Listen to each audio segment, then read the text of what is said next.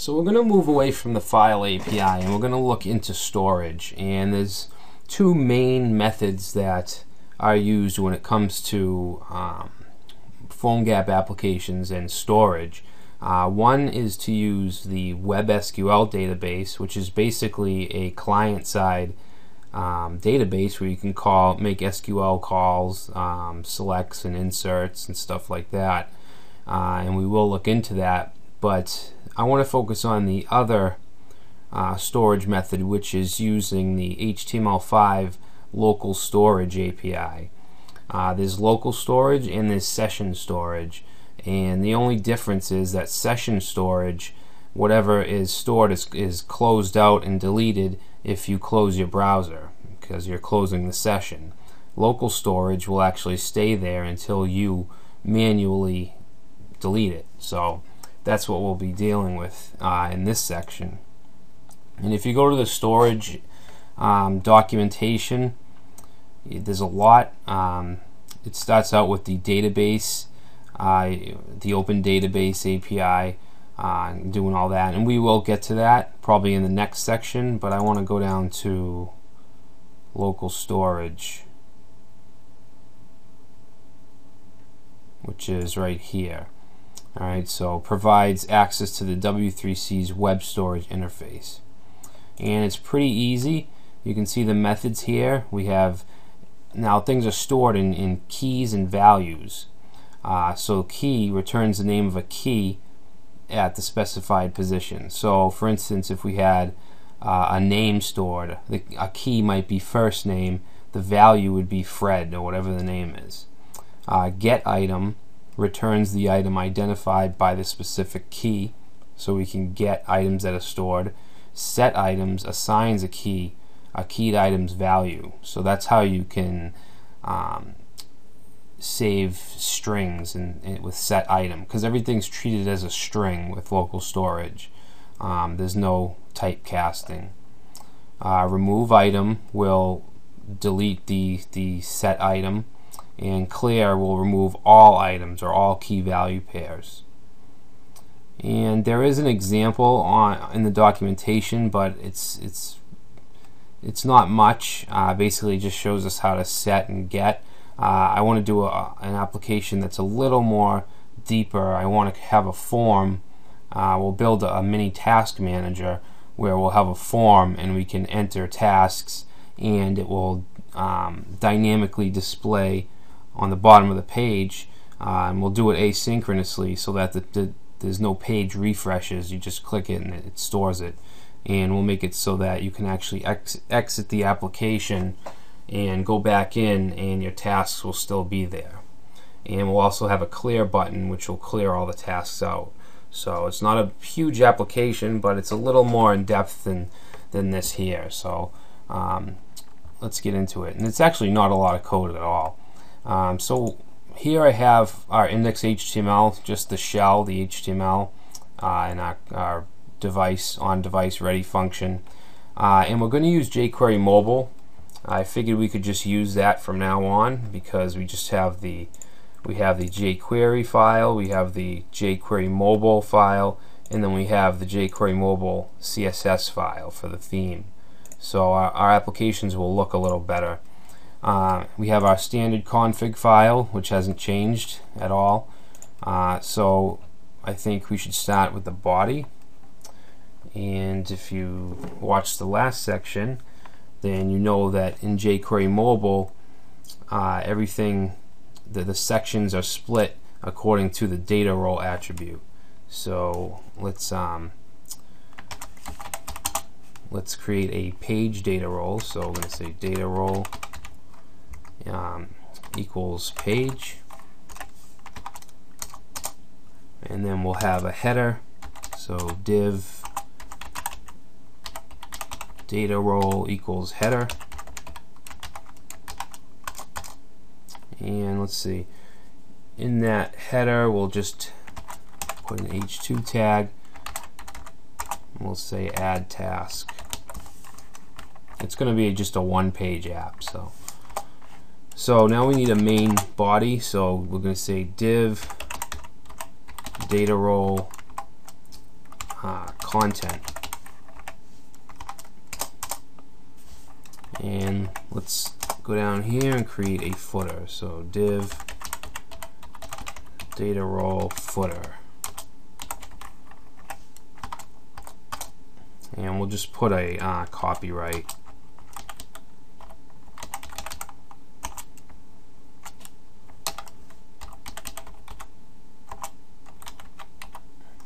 Okay.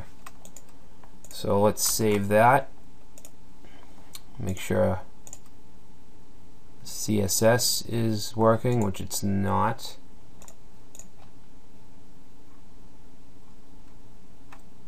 Oh, the same thing as last episode. We forgot we're using the minified version, so we need to add that min.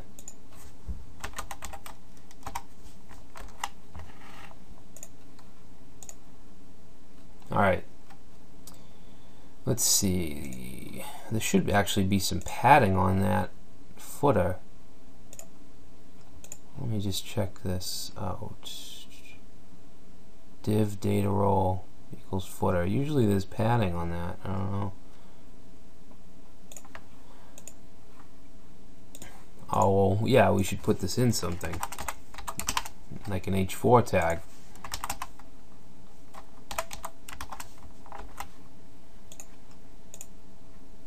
Alright, so there's our padding.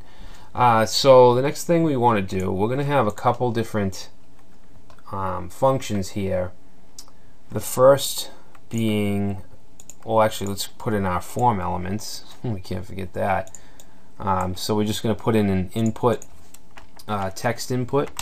So we'll say input, and we'll give it an ID of task input. It's going to be type text. And the value, we don't need a value, it's going to be blank. We want a placeholder. And placeholder is just the initial wording that you want. So we're just going to say add task. Alright, so there's that. Next we need a button. So we'll say button, and I want to give this an ID of add. And the button will say add task. Alright, so now we need a line break and we want another button. But this one is actually going to have an event handler of not on lick, on click, and that's going to call the function clear all. So we'll have to create that.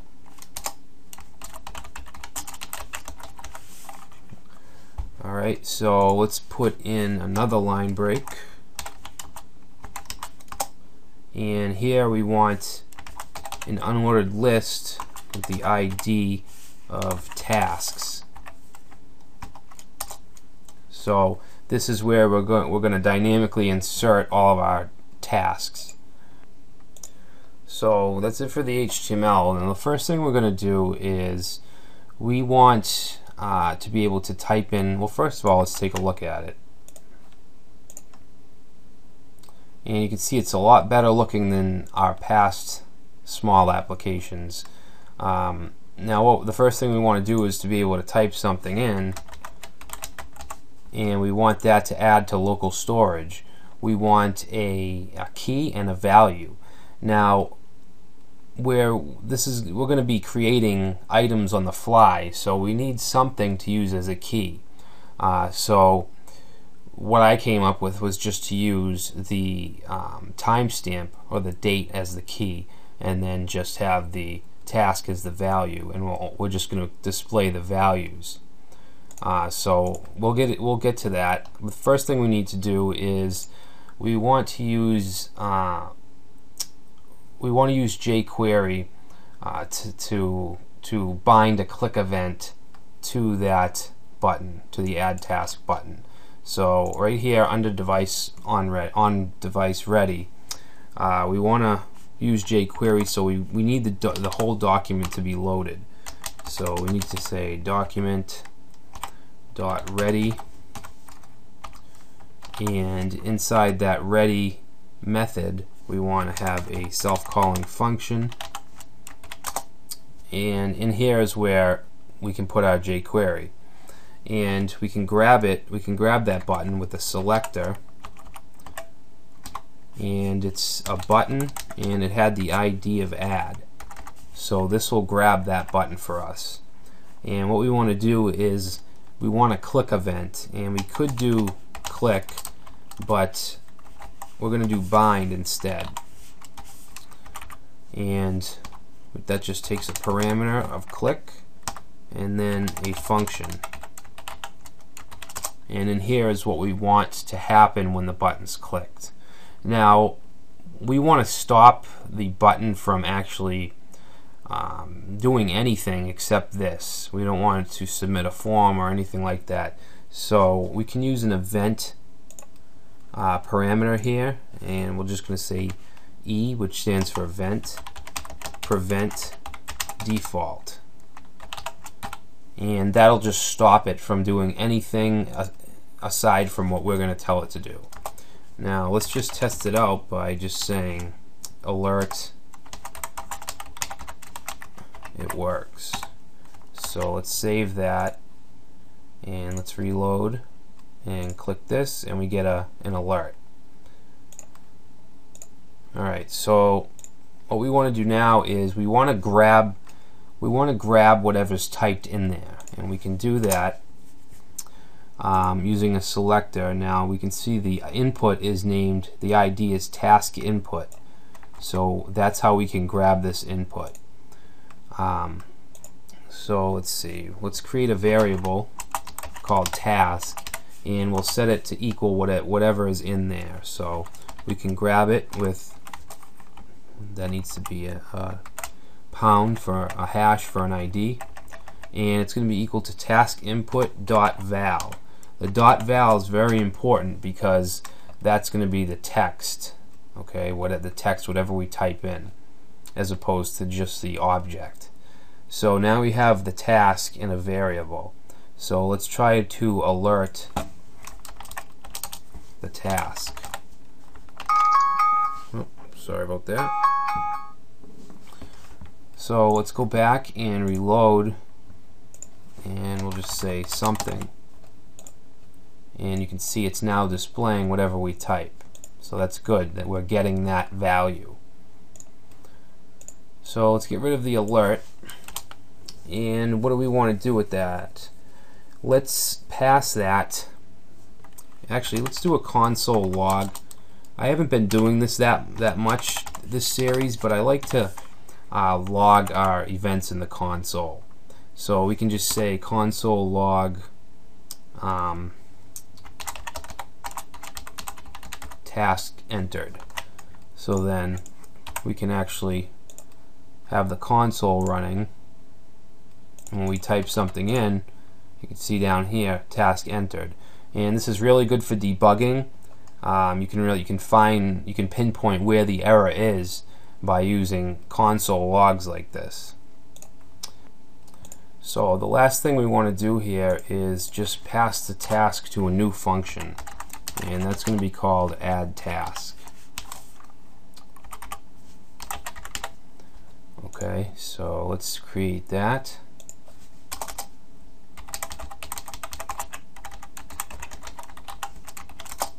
That's going to take a task as a parameter, and let's add in a console log. We'll say adding task, and alright, so what we're going to do now is we're going to use a date. We're going to use the date timestamp as the key, and then the task as the value. So to do that, we need to create a variable called new date, and that's going to be equal to a new date object, and then another variable is going to be equal to task ID, and task ID is going to be equal to new date dot get time. So this is going to be the key. The key is going to be the task ID, which is going to be equal to new date dot get time. So it's just going to be a string, a time string. So now we need to set the item.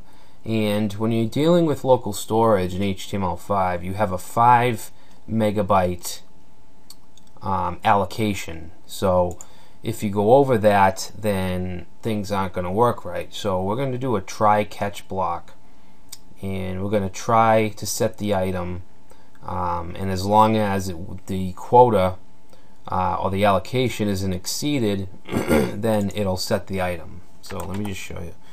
We'll do try, and here we want to do a catch, and inside the catch we want an event parameter.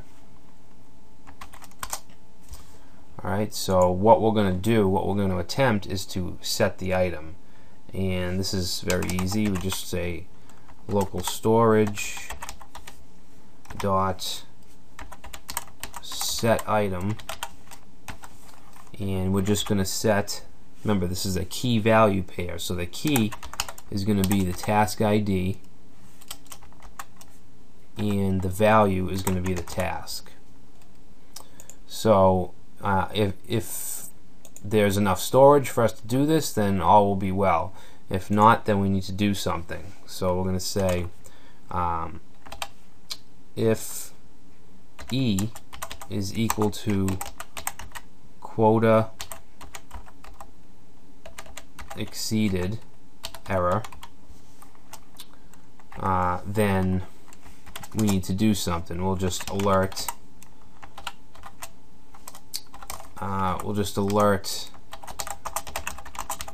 you have no space.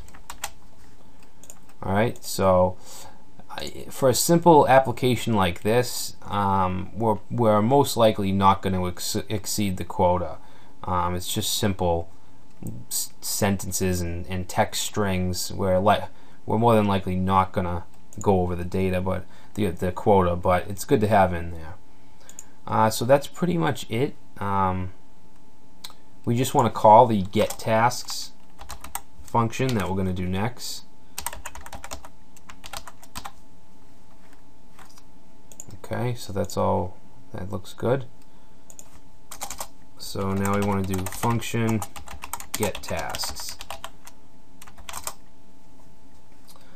Now when the page loads, we need to run this, because this is the function that's going to get the items that we already have set and display them on the screen. So we're going to say body on load equals get tasks. That way it'll run when the page loads. So let's start with declaring a variable. It's going to be an output variable, so I'm going to call it output, and I'm just going to set that equal to nothing. And now we need to create a loop, so we're going to say for, and this loop is just checking to see if we have any items. So we're going to say variable I is equal to 0, and we're going to say as long as I is less than local storage dot length, then we want to increment, and then as long as there are still items in there, that's what this local storage dot length is, then we want to add to the output variable. So we want to say output, and then we want to append onto the variable. So we want to do plus equals, and we want to put our output here, and this is an unordered list. Where is it? ULID tasks. It's an unordered list. We want to append list items. All right, so we're going to, where are we? We're going to put some list tags, and we're going to concatenate on local storage dot get item, and inside get item we want to put local storage dot key I. So this will represent the iteration, or the value, not the value but the place of the item. And then from there we just want to concatenate on the end list tag, and that should be good. Let me just double check. It's that.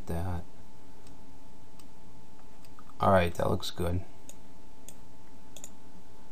So now let's break out of the loop, and now what we need to do is just insert this output, and we're going to insert this into here, this unordered list with the ID of tasks. So we can grab that with some jQuery tasks, and we would just want to use the .html method. HTML is just pretty much like inner HTML in JavaScript, and we're just going to put in the output. Okay, so let's save that, and let's go ahead and try this out. Cross our fingers. Alright, so we'll just say test 1. Alright, so something's not, it's saying uncaught reference error, get tasks is not defined. And I see the issue right away. We have get tasks with an underscore here. We shouldn't have that. This should be a capital T. So let's try that again. We'll say test 1. Whoa. Alright, well, it did put something in. Oh, you know what? This is from testing I did before. So let's see if, well, we can't clear the tasks. Let's just try to add something else. We'll just say something. Alright, so it's working. We don't have our clear method yet, so we can't really clear it, but it is working. And we can actually see all of our key value pairs if we look in resources and in local storage right here. These are all, this is our storage. This is the key, which is the time string, and then the values. And this here, this time and this Ripple last load, this is only occurring because we're in Ripple. So you can completely ignore this line here. Just pretend it's not there, because it only has to do with Ripple. This isn't going to show when you're on your device. So that's working. Now what we need to do is create the clear tasks, because right now we can't get rid of any. So let's go back, and we're just going to create a function called clear all, and we can use local storage dot clear. So that's easy enough. That's going to clear it, but if we leave it as is, we're going to need to reload the page to see it clear. So what we want to do is take that tasks ID, and we want to set the HTML to nothing. And finally, we want to return false, because we don't want the button to do anything except this function. So it'll stop here. Alright, so that looks good. Let's save that and reload. And let's test. Okay, so it's not displaying our... Let me just see something here. Alright, so the get items function is only being run when we click add task. So there's something up. You can see it gets run when we click add task. It should be loading. Oh, we did the same thing with the body, so this should say get tasks. Small error. So if we reload, now we see all the tasks. So let's clear them. See that? We cleared them right out, and you can see down here there's no more tasks. So let's just say pick up kids. Okay. Work meeting. Very cool. And it's not even showing that time string anymore. So we can actually style this a little better very easily with jQuery Mobile. What we want to do is go into the UL, and we want to put a data role, and that's going to be equal to list view. Now if we save that and we reload, we don't see it happen, and that's because we're dynamically generating the HTML in the JavaScript. So we just have to add one line of code, and that's going to be in the get tasks. So the last line here, we're going to say tasks dot list view, and we want to put in refresh. So now let's go back and take a look. Now you can see our tasks are now formatted nicely, and like I said, ignore this. Sometimes it's here, sometimes it's not, just because we're in Ripple, so you can ignore that. So that's it. You can see down here too our local storage. Next we'll be dealing with databases. You can see over here we have this web SQL, so we can actually create client-side databases, and we can basically do the same thing. But first I want to upload this to our repository and publish it, and I want to install it on my device so I can show you how it works. So let's do that. Let's say git add all, git commit,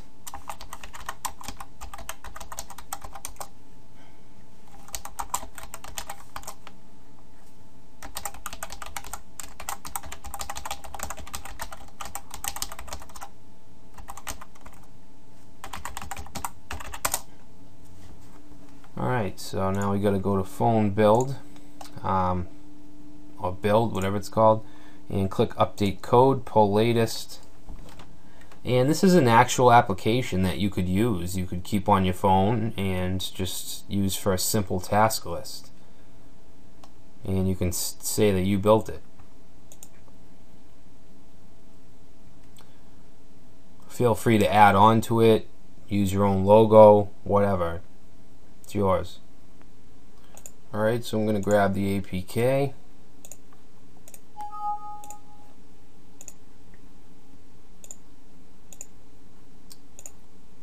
And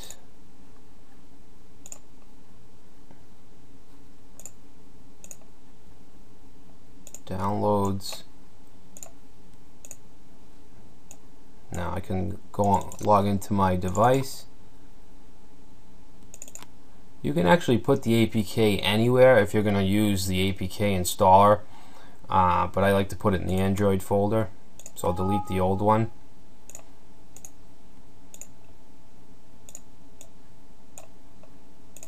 Alright, so it's all set to be installed. So I will make another video showing you how it works on the actual device.